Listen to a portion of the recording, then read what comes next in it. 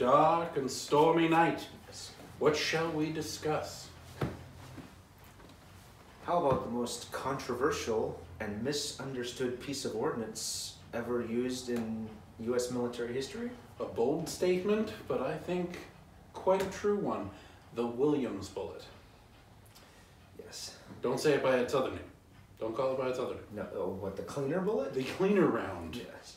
Yes, so we're going to cover the history of the Williams bullet and its rise to power and its ultimate demise and perhaps a vindication. A vindication. Also of the bullet, which, spoiler alert, I think it's gotten a bad rap from... Absolutely.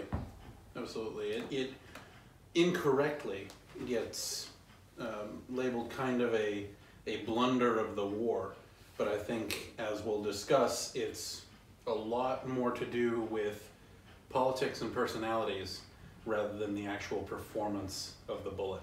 So let's talk about the Union Army, 1861, at the onset of the war. What are they using? What is the standard infantry bullet? Well, for rifle muskets, it was a bullet designed by a man named James Burton. He was the master armorer at Harper's Ferry during the mid-1850s. And his great contribution to muzzle-loading rifles was developing a bullet that expanded without the aid of any iron cup, plug, pin. It was a simple, solid piece of metal. Most people will know this as the mini ball. Incorrectly, to some extent, yes. And the Minet ball used by the French had the iron cup. So that iron cup under iron cup, and that's driven into the bullet. Right. So how do we move from the mini ball to the Burton ball?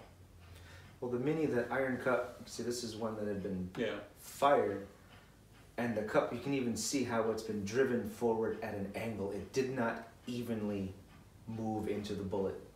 It went at an angle, and so this bullet would have expanded off center. It still took the rifling, but it wasn't adequate. What Burton discovered or developed is a new type of projectile with very thin skirt. So it doesn't need any sort of... There's no plug, there's no cavity, and a very deep cavity in the base. So that when it's fired, the pressure of the gas will expand the bullet into the grooves of the rifling.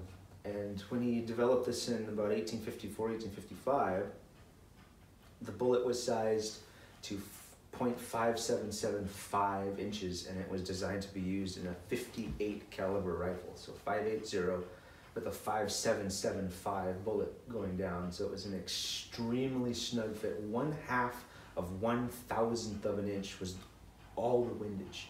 And so this bullet shot very well because there's very little windage. It does not have to expand very far at all. And you can get away with that with a bullet that doesn't have a plug or a pin or a cavity. It doesn't have to expand very far. And they were able to make it within that precise tolerance by forming them by compression, which Americans, we tend to call it swaging. Technically, it's compression, where they would take a chunk of lead, just a core of lead. The machine would feed it into a die under pressure, and it would squeeze that piece of lead. The excess would squirt out, and out would drop a perfectly sized and formed bullet, ready to go. And that's it. You just need to dip it in grease and make it into a cartridge, and you're all set. You don't need to do anything else with it. So a lot of the reproductions today and a lot of the smaller scale production and period were cast. Right. But the standard ones were almost always compression formed, right? And you can tell those on originals by they would have a round nose. This one is a cast one, and it's got the flat nose. But they were formed by compression. These run into problems once we have the volunteer army, because we don't just have that standard rifle diameter. We have the Enfield. Right, with the start of the American Civil War, the American Army, the Union Army, was 18,000 men strong, and there were only 30,000 rifles of any kind available in the U.S. military stores at at the time of Fort Sumter. So immediately purchasing agents go to Europe and they start buying up everything they can. And the second most popular rifle of the war, of course, the pattern 1853 Enfield, that was a 5.77 caliber. So good luck trying to ram very many 5.775 Burton bullets down a 5.77 barrel. So as an emergency field expediency, they simply reduced the size of the bullet. So and what was it reduced to? It was reduced to 5.74. Okay. So it's small enough to go down the infield, and it still worked in the U.S. 1855 and 1861 rifles, but not as well, because the problem now, what you've run into, the fouling, is exactly, it's a 5.74 bullet, and so when it fires, the gases escape around the sides of the bullet until it is forced to expand. It's got a lot more to go. Now it's got 0.006 of an inch to expand instead of 1/2 of a thousandth of an inch. The bullet expanded gradually into the barrel. So when you fired, the powder would start burning, and black powder burns at a fairly constant rate. It burns faster under pressure, but it does have a curve. It doesn't all go off absolutely instantaneously. So as it's starting to push the bullet down the barrel, before enough pressure builds up to expand it, it's already starting to move to some extent. And it bumps up to a few thousandths, but it doesn't fully obturate the bore until it's gone 4 inches, 6 inches, 10 inches down. And so in those in 4 to that 10 space, inches, it leaves residual fouling behind. So if you're in a brisk firefight and you're loading these rapidly, that last 10 or 12 inches of your barrel starts to get really nasty over a number of shots. And that's when we hear those accounts of soldiers needing to use a rock to ram. And they're also using weapons in field conditions, so the barrels probably have a little bit of dust and rust, and who knows what's going on the bullets as they're being rammed down. Yeah. Any sort of obstructions is going to add to the I mean, we know when the way that you load this cartridge ends up being that you pour the powder in, but then you're squeezing the ball into the muzzle. Sometimes it drops, then you get a dirty bullet. Your cartridge could be dirty, the musket could be dirty. So in perfect conditions, when this is sized correctly, it should work. It should, but again, it was tested in the most ideal of situations. But in the Civil War, this ends up with a lot of fouling, makes it, sometimes completely ineffective by 5-10 shots. Yeah, especially if there's relatively lower humidity, when that fouling gets very, very hard. It still is the deadliest bullet in American military history. By far, more Americans were killed or wounded by this Burton bullet than anything else. So it still did the job.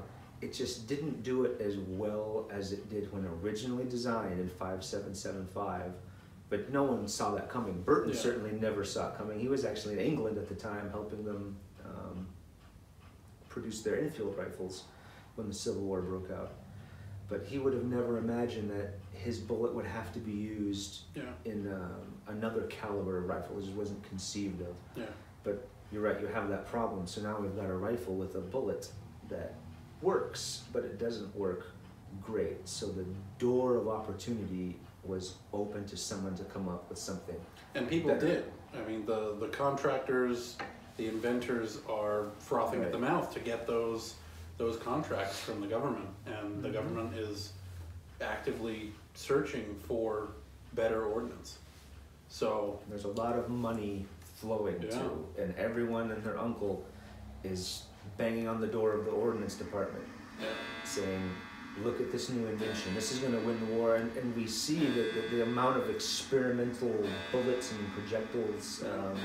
You see, there's a bullet called the Shaler bullet that came in 3 pieces, and it would come apart in flight so that it would turn a rifle into a mini shotgun. You've got a pair of cannon barrels, yes, basically welded together, and the idea was you load them with a two-shot attached with a chain, and it would just form a scythe that would cut down ranks of advancing infantry. Every harebrained scheme was coming out of the woodwork, and many of them were being tested to see, is there some merit here?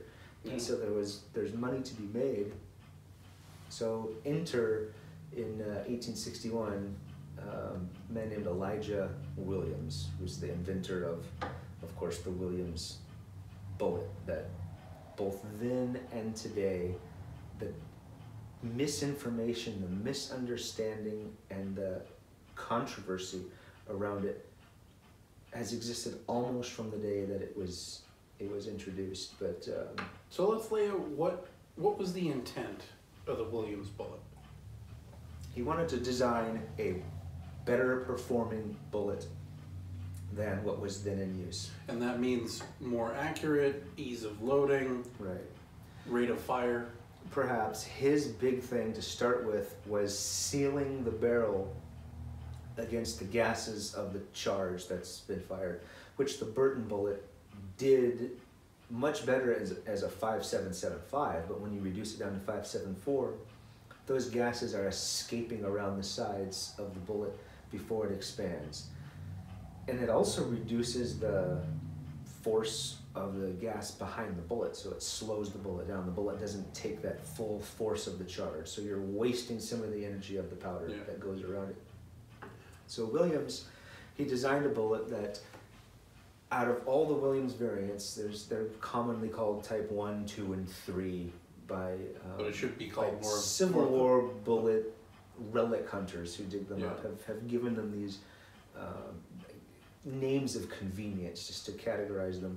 But there's really two types of Williams bullet. There's the first type that we would call Type 1, and then the Type 2 and 3 are completely separate in function and operation. There's one little common thread that ties them together, but the Williams Type 1, the first one that he patented, was Williams' attempt to design a bullet that would seal the bore instantly upon firing, so that all of the pressure from the burning gunpowder would be sealed behind the bullet. In a modern cartridge breech loading firearm, we don't have to think twice about that. It's sealed before when you chamber it, it's essentially already sealed. The muzzle loading rifle, the bullet has to be smaller than the bore, and when it fires, it has to expand. The faster it expands and fills those grooves and seals the bore, the better off everything is. It produces much less fouling that is left in the barrel, and it is simply a more accurate bullet, and that harnesses all of the propelling power of that burning gunpowder. So there's a lot of good reasons for why you want a bullet that forms an instant seal of the rifle barrel when it fires. So Williams did that by using these concave discs that went over a pin on the base of the bullet. And the bullet itself could be made out of a hard lead alloy. It didn't need to be made out of the soft, pure lead that a Burton-style mini ball had to be made out of, because the Burton Mini, the bullet itself is what's expanding, that thin skirt base at the bottom of the bullet. The Williams bullet, he had these concave discs that could be made out of any soft metal, so as zinc, brass, copper. He said it could be any one of those. He wasn't particular. And there were two or more of them. In heavier pieces of artillery, he recommended using more, but for a rifle bullet, he said 2 of these thin discs should work. And they're all scored. And they were scored so that when they flattened, they would spread out. And they were arranged in such a way that the scores in them did not line up, so there was no space for the gas to come through anywhere around that around the discs. So the theory was, and it works, when the gun is fired, that heavy metal bullet portion in front before the pressure increases enough in the chamber from the burning gunpowder to start driving that bullet forward and overcoming its inertia, those thin little metal discs on the back had already been pushed up and flattened against the base. And when they flatten, because they're concave, when they flatten, they would spread out around the base of the bullet and fill the barrel grooves up completely. So that did two things for you. It immediately sealed the bore, so 100%, or very nearly 100%, of that explosive propellant force is now being applied to the bullet. None of it's escaping around the Sort sides. of like the wadding for artillery. Right, it's everything is pushing against the bullet. Yeah. No wasted power out of the gunpowder. And second, those discs expand into the rifling grooves, and that imparts the rotary motion to the bullet. Off you go. You've got a rifle bullet that is now spinning, and it harnessed the full power of the charge. As an added bonus, this is like a side effect of this type of bullet, and actually it's the same feature you see in any bullet that uses an auxiliary to help expand, like the British bullet with the wooden plug, Yeah. or even the iron cup mini ball, and other bullets that used plugs, pins, cups, etc., is that they expand very quickly on firing, and they don't allow any gas to escape around them. But once they're expanded into that barrel, they will scrape out any fouling left from the previous shot in front of them as they go. So by its very nature, it is a cleaner bullet. It is a cleaner bullet. You But could just as easily call the infield rifle the infield cleaner bullet, because it did the same essential thing. And now type 1s, so with those zinc or copper or brass discs, those saw service in the Civil War. They did, and you can find them relatively common for sale now. They're dug up by the relic hunters, and they're found on a lot of battlefields, and they're not terribly uncommon. They're not prolific. Not too many of them were made because Williams had a better idea. The type 2. Right, but they were used, and in testing, the Ordnance Department started testing them towards early 1862, and Colonel Hiram Berdan of the U.S. Sharpshooters, who at the time was probably the #1 American authority on rifle shooting. He tested them, and in his report, he didn't just give it a pass. He didn't say, oh yeah, it's a good bullet. He tripped over himself saying, this is, without exaggeration, the best bullet for military use I have ever seen. And that says a lot coming from someone like Colonel Berdan. And that's the actual quote. He says, Right. it's the best. It is the best projectile for Army use. He called it the Williams cap on the base of the bullet. He said, this is the best.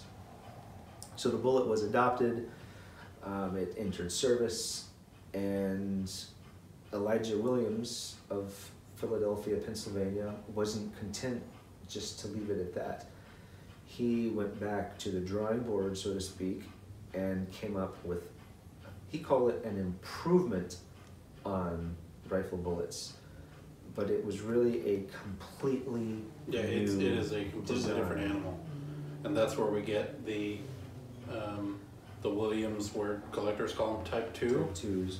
But it's the improved bullet with the pin. The pin, which is nothing new. No. So, In fact, some of the earliest expanding bullets have a pin very similar to this. No. literally some of the very earliest. It predates the Minier ball. William Greener in the 1830s, he's an English gunmaker, designed a ball. There was a 2-piece ball, much like the Williams Type 2, and it had one of the pieces was a pin. And the theory was when it was fired, that pin gets pushed into the other half of the ball, forces it to expand. So the principle of this, the very effective principle, and it works, it predates Claude Minier and that big breakthrough of muzzle-loading rifles. So what's Greener different? never got his ideas approved. The British ordnance authorities, poo-pooed his invention, and we had to wait for the French and Claude Minier to come up with a different system for making a muzzle-loading bullet smaller than the bore expand into the rifling. So what makes this different? The pin and the narrow cavity that is gradually tapered in the base, and it matches a gradual taper on the pin. Now, unlike the Type 1, the Type 2 bullet portion must be made out of very soft, pure lead, just like the Burton Bullet. The pin is made out of a hard lead alloy. And so when that is fired on top of a charge of gunpowder, the explosive force is applied directly against the pin gets driven forward, and it expands the bullet starting at the shoulder. So at the very frontmost portion of the cylindrical portion of the bullet, that is the portion that expands first. And then as the rest of the bullet compresses from the upsetting effect of the charge, it forms a solid, dense cylinder of lead that is expanded perfectly into the rifling. It works very well. It's a very effective principle. And these saw even more service than They the did. Type 1. Yes, these were the first ones ordered by their millions and millions and millions, because it was simply a better bullet. By September of 1863, you have General Ramsey replacing Ripley as the chief of ordnance, and Ramsey is more of a forward thinker. Of course, Ripley, General Ripley is He gets a not bad very, rap. yeah, he kind of like the Williams bullet. Yeah. He has a poor reputation because at the start of the American Civil War, he recommends sticking with smoothbore muskets, or at best, let's rifle these smoothbore muskets because we've got warehouses full of them. And he also saw through the fact that these American soldiers joining the army, by March 1862, the Union Army had expanded from 18,000 to 500,000 soldiers. And these are farmhands and shopkeepers that don't know the first thing about the military. They also don't know the first thing about military rifle shooting. It's one thing to shoot the eye out of a squirrel at 50 yards, as we've discussed several times before. It's another to fire at an enemy that's shooting back at you from 400, 500, 600 yards away, and to know the trajectory of your bullet, how fast it drops, how to use your sights. None of these soldiers knew how to do. And so Ripley comes off as obtuse towards the rifle, but he's talking about the reality of a volunteer army. Right. And he knows that the United States has warehouses of smoothbores, and most of the engagements are occurring between 100 and 200 yards. So might as well use the But smoothbores it's available. still under his watch that we get the 1861 model Springfield, which is the simplified version of the model 1855 rifle musket without the finicky Maynard tape primer. They just went back to the standard percussion lock, which was absolutely the best decision in the long term. And he also presided over the adoption of the Williams Type 1 and then the Williams Type 2. So he passed on to General Ramsey, at least for muzzle-loading rifled small arms ammunition, something of a progressive movement away from the old Burton Bullet with its inherent flaws, which still killed more Americans than any other bullet in history. It's the bloodiest bullet in American military history by far, so it was definitely effective enough.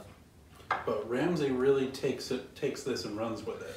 Yes, And he's the one who starts ordering more and more Williams bullets included in each package of 10 cartridges. Because they weren't issued in, because the soldiers get a pack of 10. They're not getting 10 Williams bullets. Right.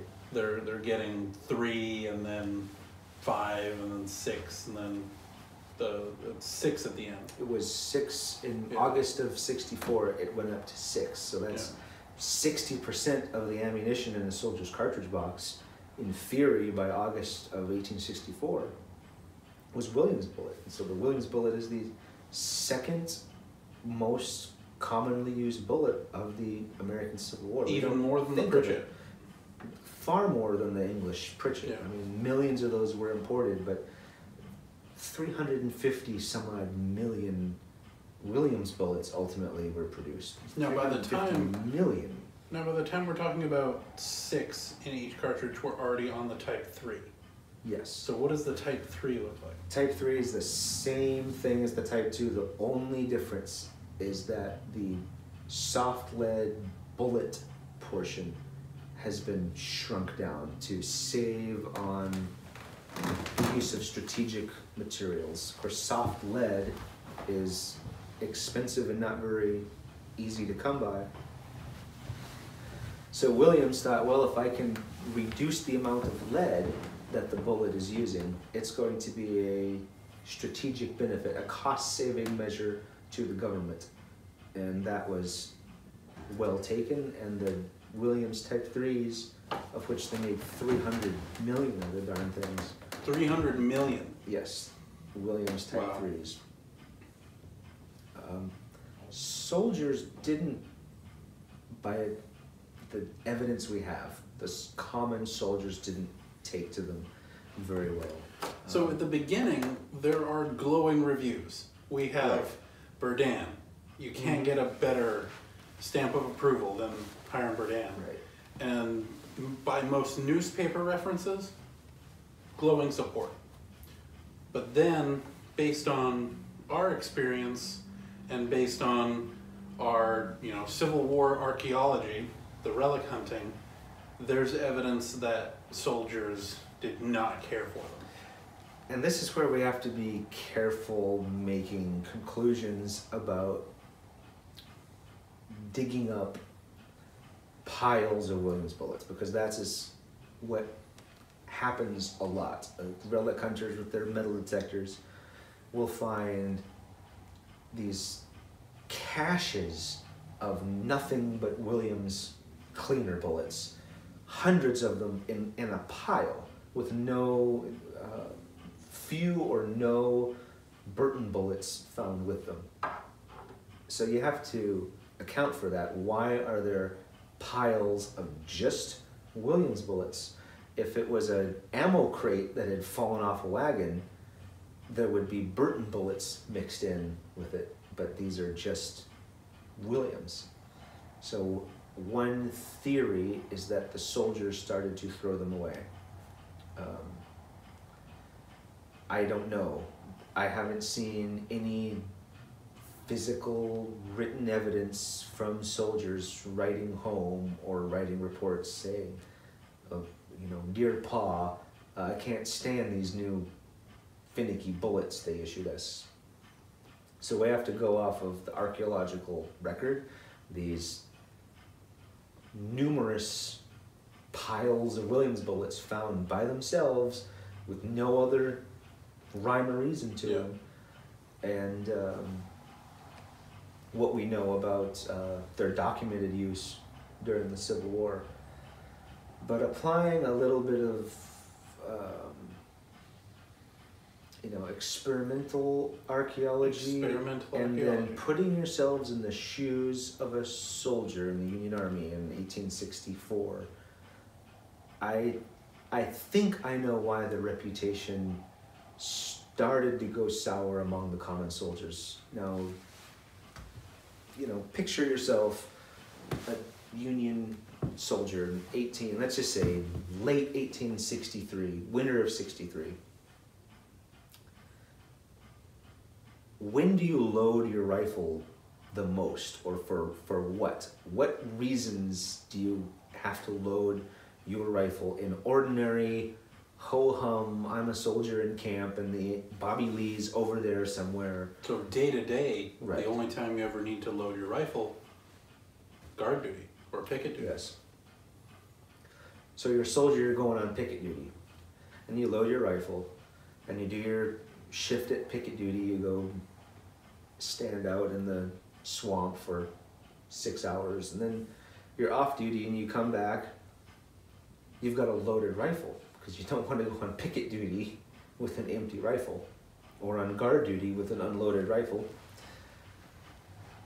And so the soldier screws the worm on the end of his ramrod. Because he can't just discharge it in camp.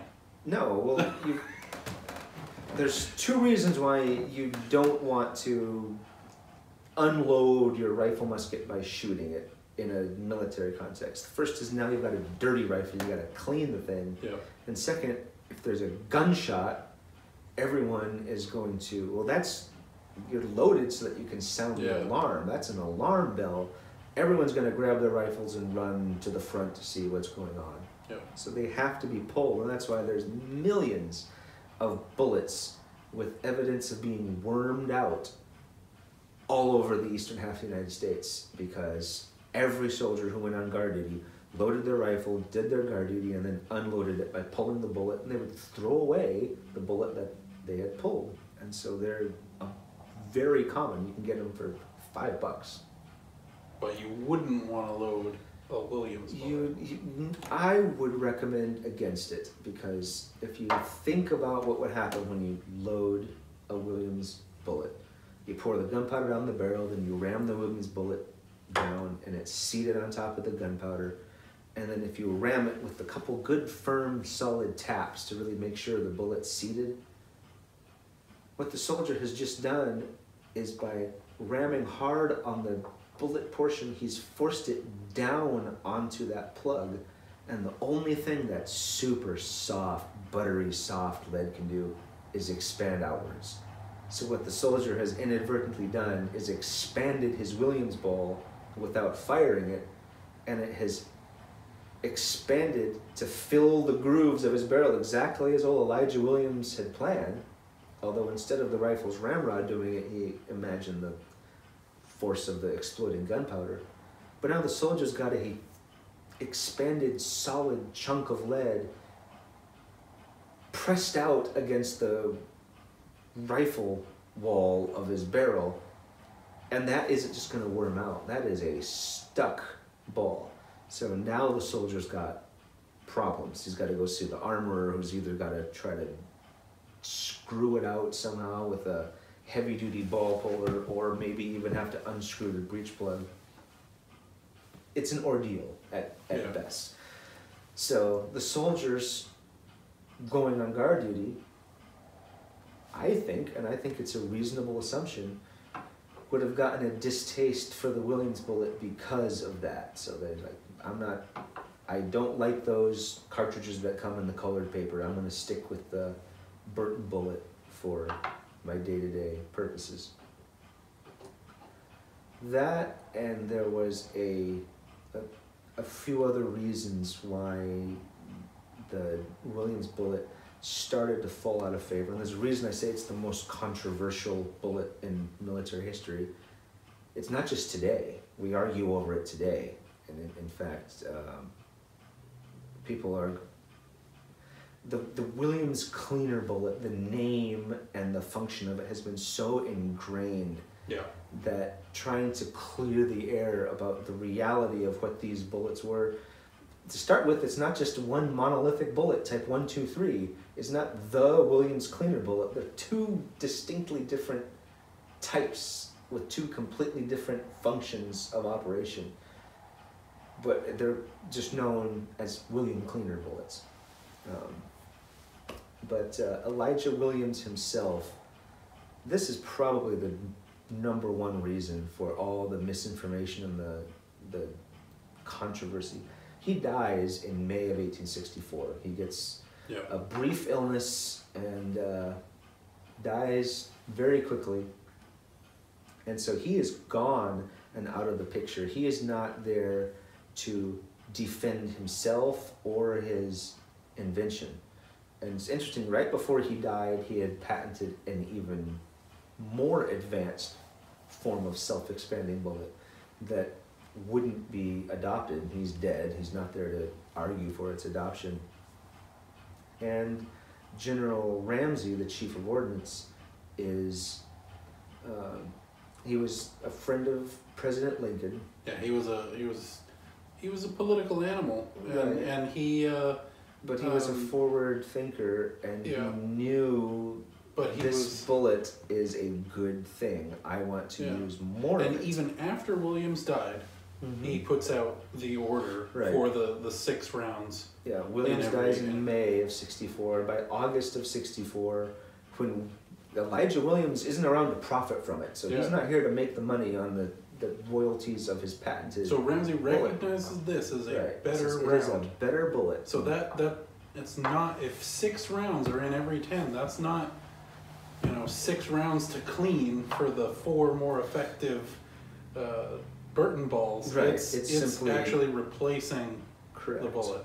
Now Ramsey is not friends with Edwin Stanton. Not that many people are. No, they had fundamentally different views on, primarily on innovation, because Ramsey was, the Williams bullet is probably the chief example.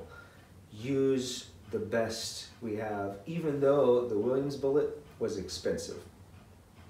It's 3 different pieces of metal, 3 different types of metal. So you have a soft, dead, pure lead bullet portion, which is expensive. Pure lead is expensive. Then you've got lead alloy base pin, which is also expensive because you have to use tin or some other alloying metal to harden it. Yeah. Then you've got the zinc in the concave disc. So 3 different pieces that all have to be made with tolerance and precision, whereas the Burton bullet, for all of its shortcomings, I mean, it really is almost the perfect bullet for mass production because it's just a simple piece of lead. It's formed by compression, and once it drops out of the forming die, it's exactly the right size, right weight. It's 1 piece of metal, and so simple, cheap, done. There's, throughout the war, the line of inventors outside the door of the Ordnance Department, and they all have their pet invention that is going to turn the tide and save war for the Union. And once Williams is dead, these inventors and the political, you could say, enemies of General Ramsey start arguing that the Williams bullet damages the barrels of rifles. So this rumor starts. And if it percolated down to the army and down to the soldiers, my theory is they already had a distaste for the Williams bullet because of the guard sentry duty conundrum of expanding the bullet in your barrel inadvertently, and now you've got a stuck ball, or best case, it's a lot harder to pull out than the regular bullet.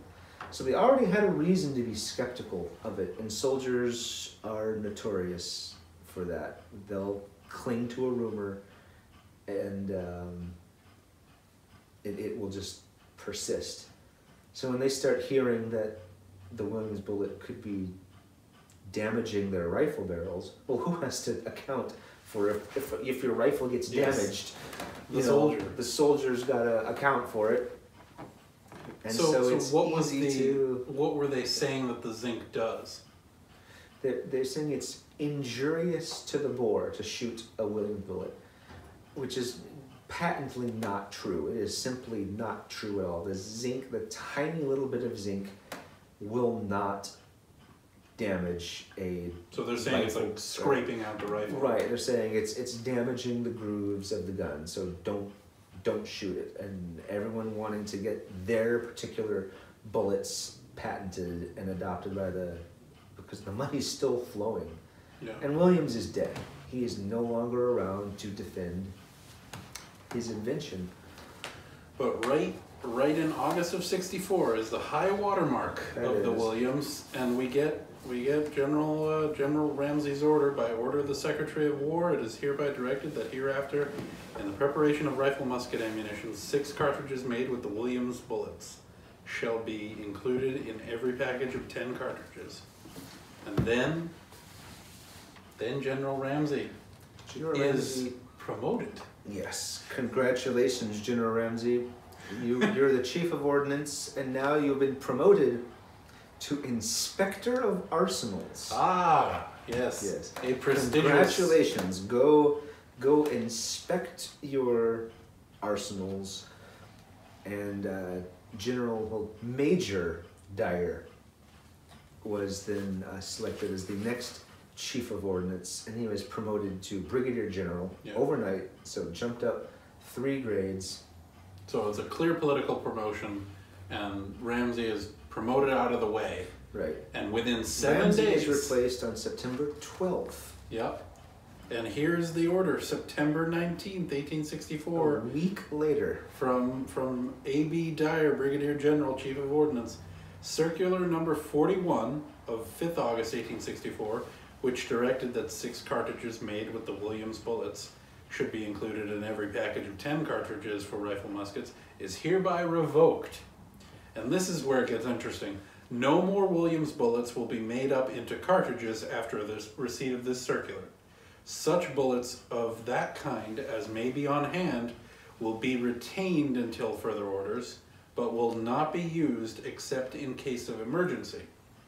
The cartridges of this kind on hand will be issued, but where they have not been packed, only 3 will be put in each bundle until those on hand are used up.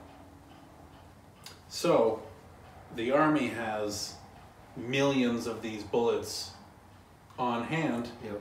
and if they're not already in cartridge, they're ordered not to put them into cartridge. And then we have It's use up what you've got. Use if up what they're you've got. already made into cartridge, but they lower the ratio to Yeah. 3. Interesting that they're supposedly, now follow the logical thread, if these are damaging the rifle barrels, why still include 3 in each pack until Yes. you use up the existing stock?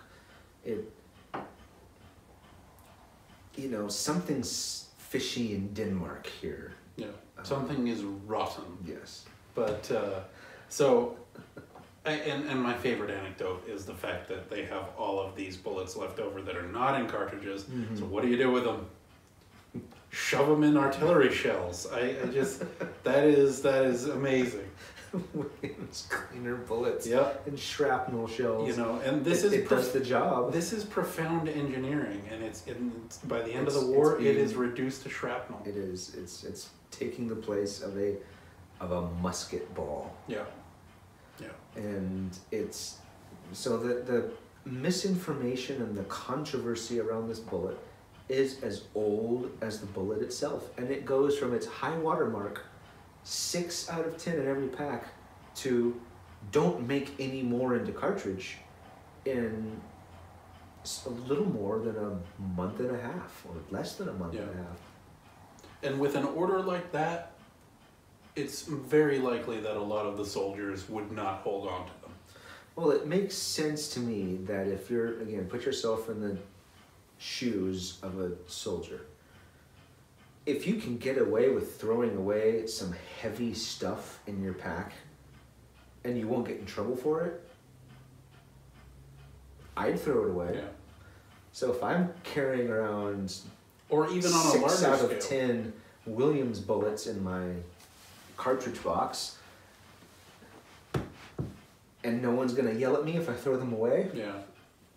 Hey boys, let's dump our Williams bullets. Yeah. They said we could. The rumor comes down. These damage your barrel, and there even are on your a larger piles. scale, you see, you wouldn't have to move, boxes of these things. You wouldn't need to load that on the rails. It'd just sit in a warehouse. Mm-hmm. Or at the regimental level, at the brigade level, you're throwing these out. So that's why we see, you know, if 300 million were produced of the Type 3, Type 3. that's why you can buy them for nearly $1 around today. Yeah, still to this day. Yeah. It's absurd. So that really is, there's Better bullet though. It is a better It's bullet. a better bullet. It's technologically And superior. we've shot these, and I have to say I can't say enough good things about this as a modern black powder shooter, because it has a lot of the improvements it has a lot of the properties of the Manable. It has those lubrication grooves. It has a lot of those properties that affect the accuracy of it, and yet it also has the all of the upsides of an expanding cartridge. It has all the advantages of the Burton Bullet with none of the inherent flaws, particularly the fouling. Because when I first had these molds made, I made up 20 cartridges and took my 1861 Springfield out, and I just thought, well, I'll fire 20 rounds as fast as I can load and see if the fouling starts to build up. And it's a hot Californian high desert day. If I was shooting the regular mini ball, after 10 to 15 rounds, the ramming would start to get very difficult. The 20th round of Williams, just to prove a point, I rammed the bullet down with my little finger. Yeah. It's all the pressure it took Just on as the ramrod. just as easy as the first shot. Yeah, but just as easy as the Enfield style cartridge. Maybe a little harder to ram than the Enfield, just because it's a larger bullet. Yeah. But it's essentially the And same. in the performance, for me, it has been at times even more accurate than the Enfield style cartridge. Yeah, I think so, because it doesn't have as much to expand. The Enfield, the 55 caliber final generation Enfield bullet, that's a 55 caliber bullet, and even though that plug does a great job of expanding it, from 55 into 5.77, that's a lot of windage. Yeah. 5.73 with a large pin, and it expands at the shoulder first and then solidifies down to the base. It's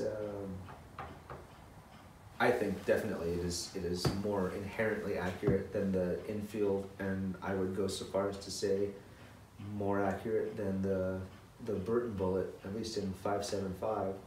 And it's fascinating to be able to go through some of the less talked about portions of the war. You know, now we're looking at the logistics of the war, at the ordnance itself, and the contracts behind those. And if studying the Williams bullet has taught me anything, is that there's quite a bit of personality and politics behind a lot of the contracts and a lot of the orders in the Civil War. And it's one of the tragedies of the Civil War. You know, I mean, there are other tragedies of the Civil War, but it's a tragedy in itself that a piece of profound 19th century engineering was at the end of the war reduced to shrapnel. Right. And known today as a cleaner bullet. Yes. When it was, Elijah Williams never marketed it as a cleaner bullet. He never promoted it as a cleaner bullet. It was just a byproduct of its function. It expanded rapidly and it scraped the fouling out in the same way that the Pritchett bullet did. But today, oh, that's a Williams cleaner bullet. Yes. It's like, well, no, it's not. And I'm probably going to spend the rest of my life arguing with people about, well, no, it's not a cleaner bullet. It's just a better bullet. Yeah. But the controversy, it's fascinating that it to this day, the amount of misinformation, bad information. A lot of people think that the pin is what's made out of zinc. I find that a lot on the internets, that the base pin is made out of zinc. No, it's the disc is made out of zinc. But I hope that Elijah Williams will someday get the vindication that he is due, because even though he did copy existing types of expanding bullets, the pin and the plug, it's nothing new. When you wrap it up with his concave disc that obturates the bore, and what he did with the Type 1 bullet, which truly was new, that was uncharted ground that he had come up with those concave discs on the Type 1 bullet. It was a good bullet. It did exactly what it was designed to do. It performed extremely well, and it suffered because he wasn't around to defend it. There was a changing of the guard in the ordnance department, and the soldiers already had kind of a reason not to like them, and it didn't take a whole lot more than that to get them to decide they didn't like them at all. And it was a better bullet.